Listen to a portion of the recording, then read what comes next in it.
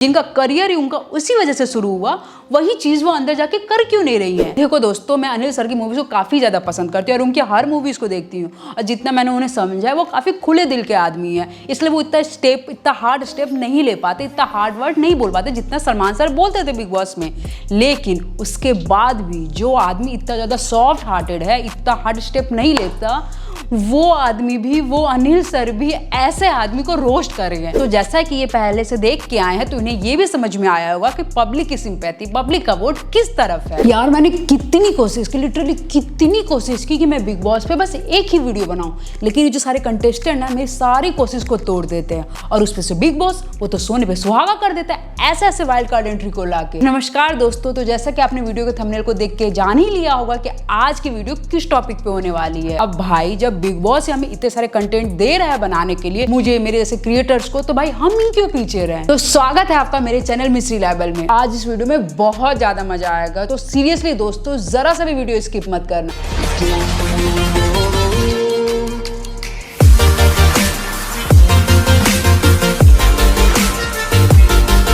तो जैसे कि आप लोग को पता होगा कि बिग बॉस में वाइल्ड कार्ड एंट्री हुई है। जो लोग बिग बॉस देखते हैं उनको पता होगा, लेकिन जो लोग बिग बॉस नहीं देखते उनको मैं छोटा सा इंट्रो दे। बिग बॉस हर सीजन में वाइल्ड कार्ड एंट्री को लाते हैं, मतलब 20 सीजन में किसी नए कंटेस्टेंट का आना, चाहे वो मेन बिग बॉस का प्लेटफॉर्म हो जो कलर्स टीवी पे आता है, या फिर बिग बॉस ओटीटी हो। सेम इसी तरह बिग बॉस ने इस बार भी बिग बॉस ओटीटी में एक नई वाइल्ड कार्ड एंट्री को जगह दी है। अदनान शेख, जो कि टीम 07 का एक मेंबर था, हाँ या है पता नहीं, आप खुद सर्च कर लेना। अब ये टीम 07 के मेंबर हैं या थे, बस यही आइडेंटिटी है इनकी। सीरियसली बस इतना ही, उससे ज्यादा कुछ भी नहीं। नॉलेज के नाम पे भाई साहब के पास कुछ भी नहीं है अपने पब्लिक को देने के लिए, सिवाय इसके कि वो कैसे हेट फैलाएं।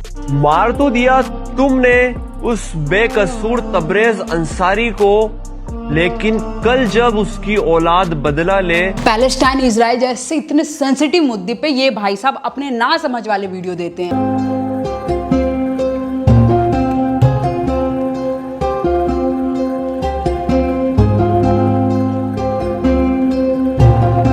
भाई पहली बात तो आप इंडिया में रहते हो, मतलब एज ए इंडियन सिटीजन आप इंडिया की रिस्पेक्ट करो और इंडिया के साथ खड़े रहो, उसके अगेंस्ट नहीं। और अगर आपको एंटी इंडिया बनना ही है तो चले जाओ उस देश जो आपको पसंद है, फिर करते रहो जितना एंटी करना है, और रहो इंडिया के खिलाफ और बनाओ एंटी इंडिया वीडियोस। लेकिन नहीं, जिस थाली में खाना है उसी थाली में इनको छेद करनी है। खैर, इनको समझाने का कोई मतलब नहीं है, क्योंकि इनको समझाना मतलब भैंस के आगे बीन बजाना, और ये इतना समझ ही रहे होते हैं ना, तो इतना आलतू फालतू वीडियोस नहीं बनाते। ये तो रही इनकी इंट्रो की बात कि भाई साहब ने क्या क्या अच्छे काम किए। हालांकि मैंने जितना वीडियो देखा है या जितना इनके बारे में जाना है, इन्हें कुछ अच्छा काम तो नहीं किया है, लेकिन अगर कुछ किया हो जो कि मुझसे मिस्टेक हो गई हो, मुझे नहीं दिखा हो, तो आप प्लीज मुझे कमेंट सेक्शन में बता दीजिएगा, तो मैं भी जान लूं कि भाई क्या क्या अचीव किया और क्या अच्छे काम किए हैं। खैर, अब हम बात करते हैं बिग बॉस की। दोस्तों मैं सीरियसली बताऊं, भाई का सपना पूरा हुआ है। जब बिग बॉस का इन्विटेशन आया होगा ना, तब भाई ने अच्छी नींद ली होगी, क्योंकि भाई जितना मैं इनको जान रही हूँ, जितना इनको मैंने सर्च किया है, जब से एल्विस गया है बिग बॉस ओटीटी में, जो पिछले सीजन हुआ था और वो जीत गया है, तब से भाई साहब बेचैन है कि भाई मैं कब जाऊं बिग बॉस में, मैं कब जाऊं। और एट लास्ट भगवान ने इनकी सुन ली और भाई पहुंच गए बिग बॉस में। देखो दोस्तों, मैं अनिल सर की मूवीज को काफी ज्यादा पसंद करती हूँ और उनकी हर मूवीज को देखती हूँ, और जितना मैंने उन्हें समझा है वो काफी खुले दिल के आदमी है, इसलिए वो इतना हार्ड स्टेप नहीं ले पाते, इतना हार्ड वर्ड नहीं बोल पाते जितना सलमान सर बोलते थे बिग बॉस में। लेकिन उसके बाद भी जो आदमी इतना ज्यादा सॉफ्ट हार्टेड है, इतना हार्ड स्टेप नहीं लेता, वो आदमी भी, वो अनिल सर भी ऐसे आदमी को रोस्ट कर रहे हैं। जो मन में होगा वो सच सच बोलोगे? Yes sir. Are you sure? Thank you. Yes sir. Thank you क्यों बोल रहे हो भैया? हाँ? अंदर जाके क्या करेगा? अंदर तो अभी आपके सामने सीधा खड़ा रहे। सारी उम्र में जो कर जबड़े आ रहा। और भाई मुझे जहां तक लगता है, और जहां तक क्या लगता है, ये सच है कि अनिल सर इनको पर्सनली तो नहीं जानते होंगे, कि भाई इनसे इनकी खुन्नस होगी तो अपना पर्सनली सारा भड़ास निकाल दी होंगी, इसलिए इसको रोस्ट कर दिया। भाई अनिल सर ने इसको रोस्ट इसलिए किया क्योंकि इसकी हरकतें ही वैसी थी। A for Apple, B for बड़ा एप्पल, C for छोटा एप्पल, D for डरावना एप्पल। भाई स्टेज पे जाते ही अपना गेम खेलना शुरू कर दिया कंट्रोवर्सी करके, कि भाई एल्विस का मैनेजर मुझसे मिला था। अच्छा ठीक है, मान लिया मिला था, तो भाई तुम घर के अंदर जाने का वेट कर सकते थे, गेम में तो आ ही चुके थे, तो घर में जाके अपना गेम खेलते, लेकिन नहीं, स्टेज पे ही शुरू कर देना था। इसीलिए अनिल सर अपने आप को नहीं रोक पाए कि भाई इसका सपना पूरा हो गया बिग बॉस में जाके, क्योंकि जब से एल्विस गया था और जब से जीता था भाई साहब अंदर भरे हुए थे, इसलिए गए स्टेज पे और सारा अंदर का उगल दिया। वो कहते हैं ना कि किसी चीज को इतने शिद्दत से चाहो और वो चीज तुम्हें मिल जाए तो भाई उसकी खुशी ठहरे नहीं ठहरती। बस यही हाल हुआ अदनान भाई साहब के साथ। भाई वो बिग बॉस में जाना चाहते थे, उनका सपना था और वो वहां पहुंच गए, तो भाई अपने आप को संभाले नहीं संभाल सके। इतनी खुशी मुझे आज तक। अब आगे बात करते हैं कि अब अदनान भाई घर में गए, तो जैसा कि इन्होंने घर में एंट्री लिया और जैसा सबको पता है कि अदनान भाई साहब वाइल्ड कार्ड एंट्री हैं, तो भाई ये शो पहले से देख के आए हैं, तो जैसा कि ये पहले से देख के आए हैं तो इन्हें ये भी समझ में आया होगा कि पब्लिक की सिंपैथी, पब्लिक का वोट किस तरफ है। तो भाई साहब ने बिल्कुल वैसा ही करना शुरू किया, क्योंकि देखो भाई अब बाहर रह रहे हो, बाहर ऑडियंस में देख रहे हो तो ये चीज समझ आ जाता है कि लोग किसको ज्यादा पसंद कर रहे हैं, किसकी तरफ उनका वोट जा रहा है, वो किसको इमोशनली सपोर्ट कर रहे हैं। तो भाई साहब ने बिल्कुल उसके अकॉर्डिंग अपनी दोस्ती शुरू करी। अदनान भाई एल्विस को इतना ना पसंद करने के बाद भी, एल्विस को चूड़ी देने के बाद भी, जी हाँ अदनान जी ने चूड़ी दिया था एल्विस को उनके हरकत के लिए। किसके लिए? ये एल्विस यादव के लिए। एल्विस के मैनेजर को स्टेज पे रोस्ट करने के बाद भी, जी हाँ इनका ये कहना है कि जो करप्ट है वो एल्विस के मैनेजर है, ऐसा ये कह रहे हैं, मैं नहीं। अच्छा जो स्टेटमेंट मैंने दिया था, क्या दिया था इंटरव्यू में, अच्छा मैंने क्या किसी का मैनेजर बोला था उसको। हाँ क्या बोल रहा? किसी का मैनेजर बोला था मैं। किसका मैनेजर बोला था? एल्विस का। उसके बाद भी ये अंदर जाते हैं और करप्ट के साथ ही अपनी ग्रुपिंग बनाना शुरू करते हैं, उसको सेव करते हैं ऐसे गेम में। और भाई अंदर जाके ये अरमान से लड़ाई करना शुरू कर रहे हैं, क्योंकि मैंने जैसा आपको बताया कि ये वाइल्ड कार्ड है, तो बाहर का इन्वायरमेंट ये समझ गए होंगे कि कैसा इन्वायरमेंट है, कैसा पब्लिक पसंद कर रही है। तो जैसा पब्लिक का है कि वो अरमान को हेट कर रही है, तो उसी हिसाब से अदनान भाई साहब भी खेल रहे हैं। अब चलते हैं नेक्स्ट टॉपिक पे। भाई मुझे ये समझ नहीं आ रहा है कि अदनान भाई साहब ये आंटियों वाली हरकत क्यों कर रहे हैं,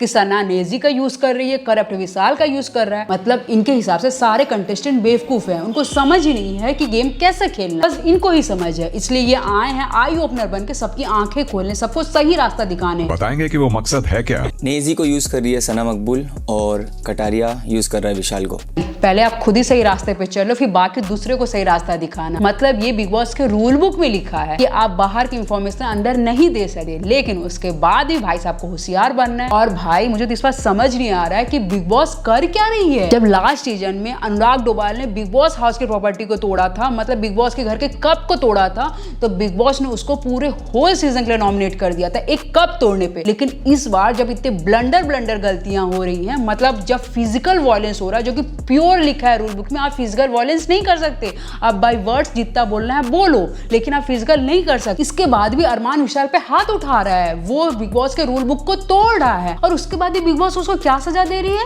बस एक नॉमिनेशन। मतलब एक कप तोड़ना और हाथ उठाना, फिजिकल वायलेंस करना एक बराबर हो गया है। और ये भाई साहब जो अभी घर में आए हैं और बाहर की इंफॉर्मेशन अंदर लेके आ रहे हैं, जो कि ये भी एक बहुत बड़ा रूल तोड़ना हुआ बिग बॉस में, उसके बाद भी बिग बॉस इनको सिर्फ एक लास्ट वार्निंग देके छोड़ रही है। लिटरली सीरियसली यार, इस बार बिग बॉस सोच के रखी है कि टीआरपी आनी चाहिए, चाहे उसके लिए कोई भी रूल्स टूटे, और रूल्स तो होते ही है तोड़ने के लिए, तो कंटेस्टेंट आराम से सारे रूल्स को तोड़ रहे हैं। मैं एक सलाह देना चाहूंगी आपको अनिल सर, हालांकि मैं कोई होती नहीं कि मैं आपको सलाह दूं, लेकिन फिर भी एक सलाह देना चाहूंगी कि भाई आप स्ट्रिक्ट बनो और बोल्ड डिसीजन लो, कॉपी पेस्ट वाला नहीं, खुद का वाला। क्योंकि बिग बॉस को होस्ट आप कर रहे हो, पब्लिक आपको देख रही है, तो गाली भी वो आपको ही दे रही है। तो जो मेन बिग बॉस है वो तो बस अपना आवाज देता है, तो भाई उसको गाली पड़ती नहीं, क्योंकि वो पब्लिक के सामने आता नहीं है, और जितना भी भड़ास है पब्लिक का वो आप पे होता है। ये अदनान अरमान जैसे कंटेस्टेंट की वजह से आपको सुनना पड़ जाता है। ये अदनान भाई साहब, आप जितनी बॉडी बनाते हो ना, उतना थोड़ा अक्ल भी लगाया करो और अक्ल से गेम खेला करो। खैर ये तो बात थी अदनान की। अब हम चलते हैं नेक्स्ट कंटेस्टेंट पे। हालांकि इसके बारे में मैंने पहले बात कर चुकी है, मतलब मैंने अपने इस पुराने वाले वीडियो में इसके बारे में बात की है। जी हाँ, चंद्रिका दीक्षित गेरा के बारे में। लेकिन बहन ने इस बार मुझे नया कंटेंट दिया है, मुझे क्या सबको नया कंटेंट दिया है, तो भाई उसके बारे में बात करना तो बनता है।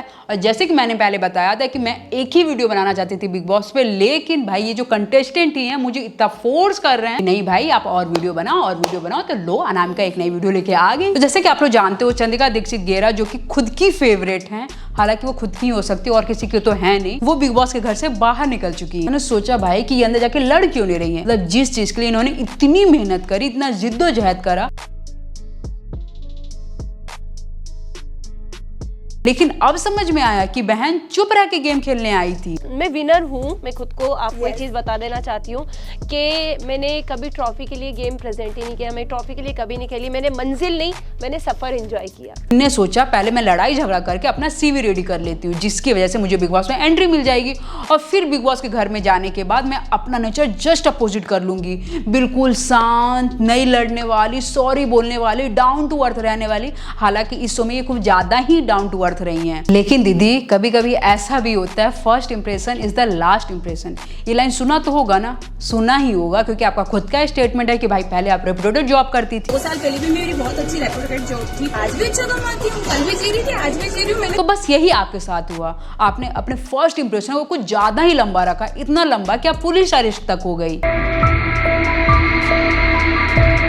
बस यही फर्स्ट इंप्रेशन पब्लिक के दिमाग में रह गया। जो आप सोच के गई थी, भाई सोच के करियर शुरू किया था कि लड़ाई झगड़ा करूंगी, फिर अंदर जाके अपना नेचर जस्ट अपोजिट कर लूंगी तो सब कुछ सही हो जाएगा, सब किया धरा माफ हो जाएगा। ऐसा नहीं है दी। एक बार आप खुद अपनी वीडियोस को देखा करो कि भाई क्या हरकतें रही हैं। आप रेडीमेड गरीब बनते हो, सॉरी गरीब नहीं, मिडिल क्लास, क्योंकि आपका ये स्टेटमेंट है कि आपने कभी खुद को गरीब कहा ही नहीं। कभी वर्ड यूज ही नहीं करा कि मैं गरीब। फिर कभी आप महंगी गाड़ियों में घूमते हो।